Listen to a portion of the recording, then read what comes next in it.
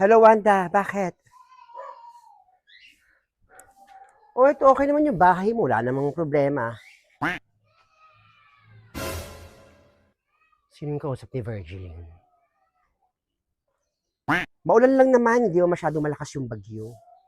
Oo, huwag ka mag-alala. Okay itong bahay mo. Ha? Ikaw, chismosa ka rin talaga, Wanda. Pero nung nakaraan, nakita ko kausap ni Daddy Finger, si Peter. Pero hindi ko pa rin sure, ha. Mahirap na. Ayoko maring magsalita. Si Peter? Pati si Daddy Finger nag-uusap? Hindi kaya si Peter ang tatay ng pinagbubuntis ni Daddy Finger? Siguro niloloko lang talaga ako ni Virgil eh. Hindi naman taga Cesar yung nakabuntis kay Daddy Finger, kundi si Peter. Issue to. Makakautang ako to kay Nekra. Di pa yung sure, baka yung bunganga mo, Wanda. Ikaw, chismosa ka, nandiyan ka na nga sa London eh. Tinatago pa si Daddy Finger. Kasi diyan ka naman pumunta ako sa paligid, bibili ako ng ano, ng diaper ng bunso kong anak. Kasi ingat ka. Ilan ba itong piraso? Hindi ko nabilang. 300, 300, isang, bawat piraso ito, 300. Negra!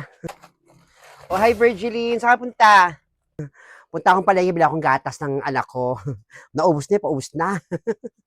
Oh, sige, ingat ako. Punta ako, malalaki ng mga anak ko.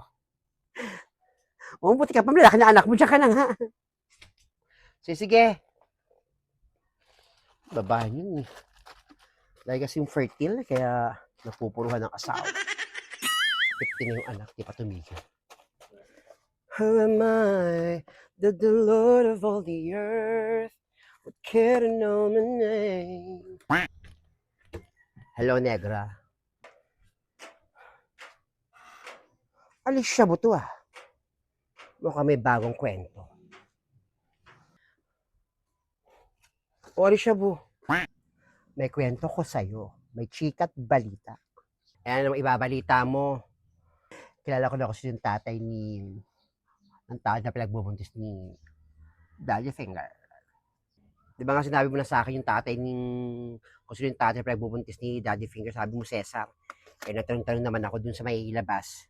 Wala namang Cesar na tricycle driver. Eh hindi naman taga Cesar talaga yung lalaking pangalan nung nakabuntis kay Daddy Finger. Kwento-kwento lang yun ni Virgil. Ano ka ba? Ikaw, titigil mo kayo mga kwento mo. Alicia Bo. Gagawa-gawa ka ng kwento ni Virgil tapos hindi naman totoo. Anong gagawin ko? Kwento ni Virgil yun. Makinig ka. Si Peter ang ama ng pinagbubuntis ni Daddy Finger. Narinig ko si Wanda, pati itong si Virgil nag-usap sa telepono at yan ang pinag-uusapan nila. Ano? Narinig mo nag-usap itong si Wanda, pati si Virgil sa telepono, narinig mo yung pangalan ni Peter na asawa ni Nena? Hoy, kakaibang issue yan, tumigil ka. Kababalik ka lang yung dalawa, nag-aayos pa. Inaayos yung kanilang relasyon. Tapos, mag-dismiss ka ng ganyan. Eh, narinig ko kay Virgiline eh. Kaya kinukwento ko lang sa'yo. Buwis na babaeng to. Mukhang maninira pa ng pamilya. Abangan ko nga. Tubil ka nga ano. Alicia Bo, hindi tama yung ganyang kwento. Baka pwede mo ako makautang. Nagkwento naman ako sa'yo eh. Negra. Ay naku, hindi. Hindi ka muna makakautang dahil hindi ka pabayad yung nakaraan. Sabi yung babayaran mo. Hindi makaisa sa'yo. Tumigil ka. Yung bunganga mo, kamagkwento ng ganyan-ganyan, masailan yung issue na yan.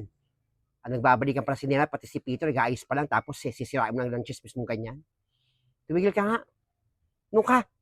Hindi ako maniwala sa'yo. Che. Totoo kaya narinig ni Alicia Bo si Virgilin, pati si Wanda? Sinabi ni Virgilin yun. Dato sa akin si Virgilin pag dumaan dito eh. Dumaan yung kayo na dito eh. Naghay sa akin. Manda siyang babae siya.